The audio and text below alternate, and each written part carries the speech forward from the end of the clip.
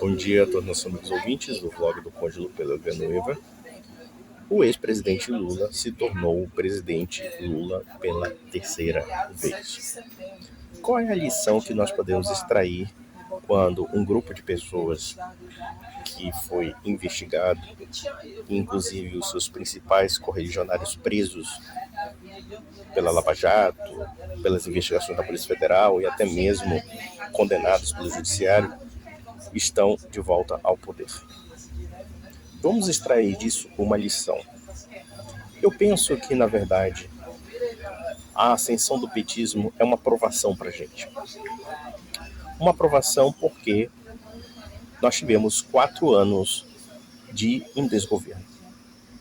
Um governo que se baseava na mentira, na desinformação, no fanatismo, na loucura. Uma direita que se desintegrou num processo de loucura coletiva que se manifestou nesses últimos 2 meses, quando o pessoal simplesmente esperava a destruição da democracia.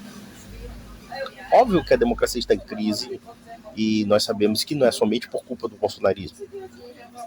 A questão do pleito eleitoral realmente foi bastante controversa e, no entanto, a resposta que a direita está dando, ou que estava dando dentro da ótica bolsonarista, era de transformar o Bolsonaro numa espécie de ditador.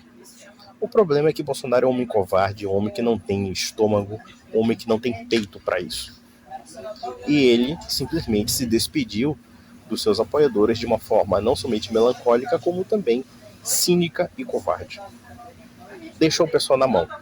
E acreditem, tem gente que ainda acha que há uma mensagem psicografada, por assim dizer, por conta da declaração de Bolsonaro, mesmo que ele fale na cara que simplesmente não era com ele. Foi isso que ele falou. Depois de ter insuflado toda essa multidão à revolta, e uma revolta completamente refletida, ele simplesmente deixa o pessoal na mão. E são essas pessoas que assumirão as consequências dos seus atos deslocados. Mas pensem por um outro ângulo. Nós estamos nos libertando de um grande fardo político. Eu mesmo estou lendo mensagens de pessoas com quem eu convivi, pessoas com quem eu comi um churrasco, tomava uma cerveja, dizendo, por exemplo, que o problema do Bolsonaro não foram os erros dele. Eles acham que o Bolsonaro é uma figura próxima da perfeição, tamanha loucura que já se chegou. Pense no fato de que se de repente o Bolsonaro fosse eleito, o nível de fanatismo dessas pessoas. Se nós vemos, através dessa estampa, 2 meses de loucuras, de histeria, de impropérios, de completo desprezo pela realidade, imaginem 4 anos com esse governo. O que seria? Talvez Deus escreva por linhas tortas e talvez nós tenhamos que passar por essa provação justamente para reestruturarmos um projeto político realmente sério. Eu vi amigos meus que até então eu comia um churrasco, tomava uma cerveja, dizendo que o problema do Bolsonaro não é o Bolsonaro. Porque o Bolsonaro foi o melhor presidente de todos os tempos. Olha só a loucura. Esse pessoal não sabe história para falar uma coisa dessa, para dizer o mínimo. Aliás, não sabe nem a história do Brasil nos últimos 4 anos. Porque eles vivem no mundo do Zap, no mundo da versão bolsonarista do Bolsonaro.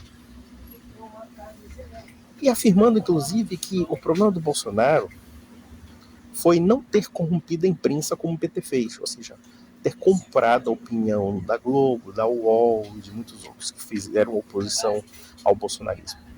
O problema do Bolsonaro não foi ter feito um novo mensalão, não ter comprado realmente os parlamentares e entrado no jogo sujo. Em outras palavras, o problema do Bolsonaro é não ter sido mais petista do que o próprio PT no ato de agir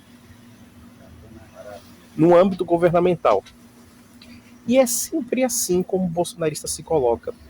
Todas as práticas imorais dos bolsonaristas, eles sempre têm uma justificativa nobre. Como, aliás, o PT também faz isso. Só que o PT, pelo menos, faz isso com uma certa maestria, com uma certa experimentação, pelo menos com uma certa razoabilidade. Já o bolsonarista, não. O bolsonarista pode se arrogar o paladino da moralidade e praticar as piores coisas, as piores imoralidades. Eles podem alegar todas as pautas conservadoras possíveis e trair todas elas.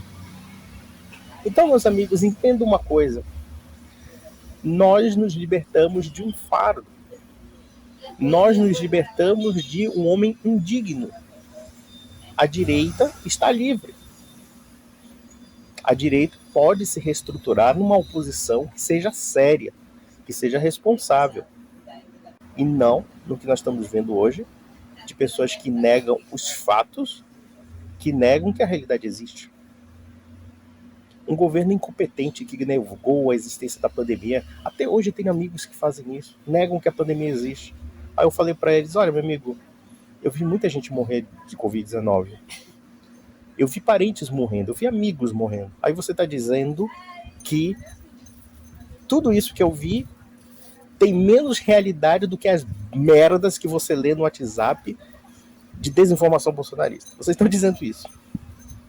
Ah, não sei o que, não sei o que. Não tem história, meu filho. O que os olhos veem, o que a gente vê na concretude tem mais importância do que uma informação que você não sabe nem de que buraco saiu. Mas é assim que a cabeça bolsonarista funciona. Eles têm um problema com a realidade. E o maior culpado disso é o próprio Jair Bolsonaro, que inclusive fugiu praticamente do país. Saiu do país e deixou todo mundo na mão lá nos quartéis. E os quartéis, evidentemente, vão ignorá-lo.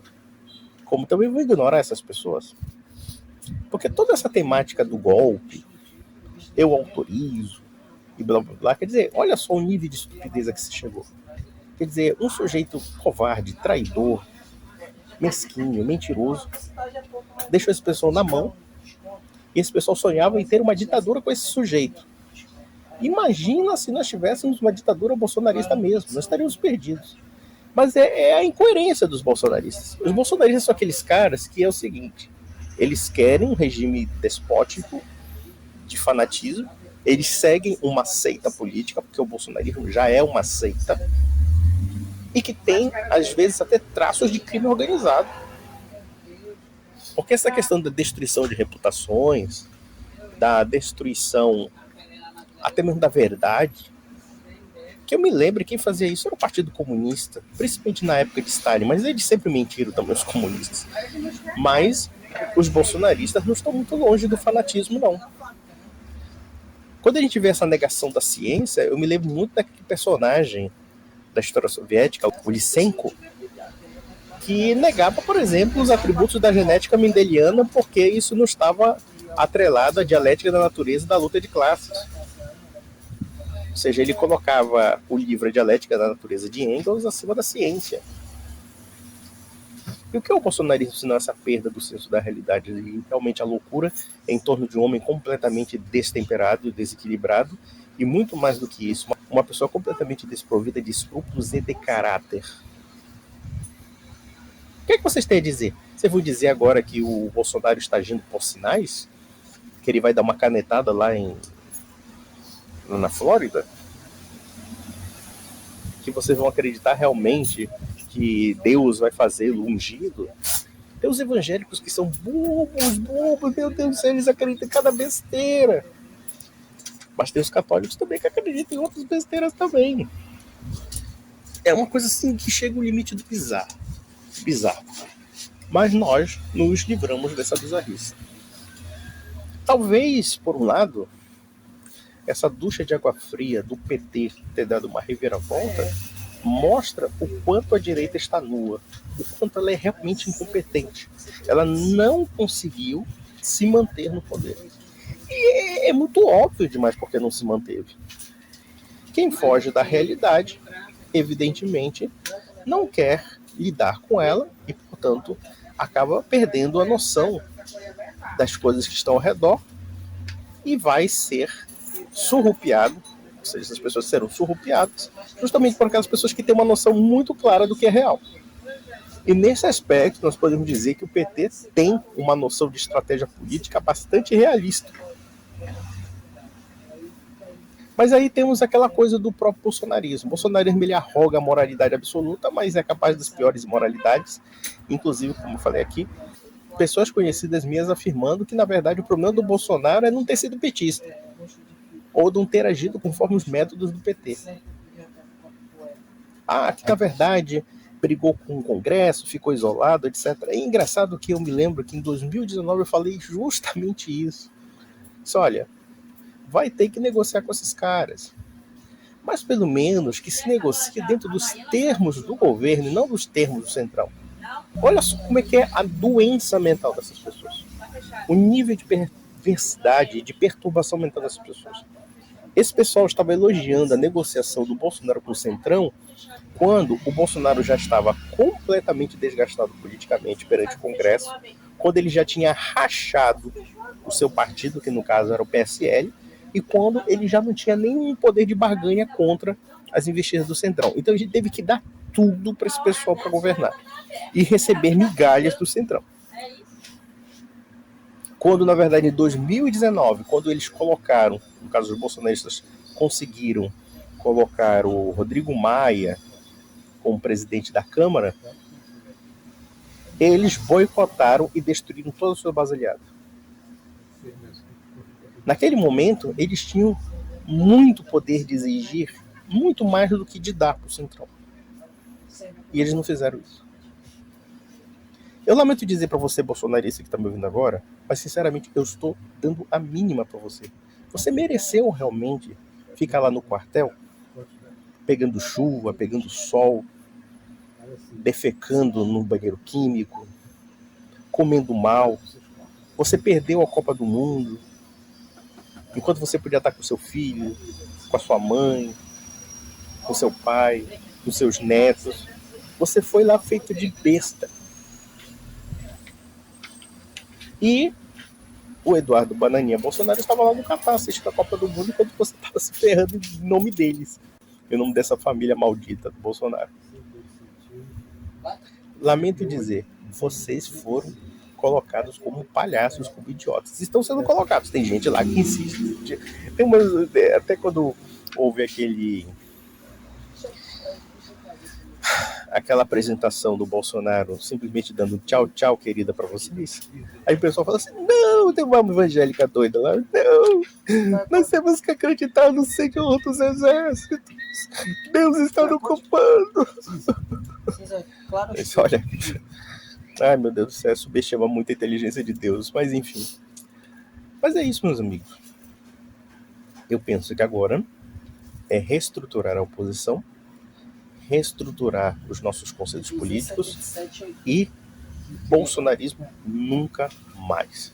Um grande abraço.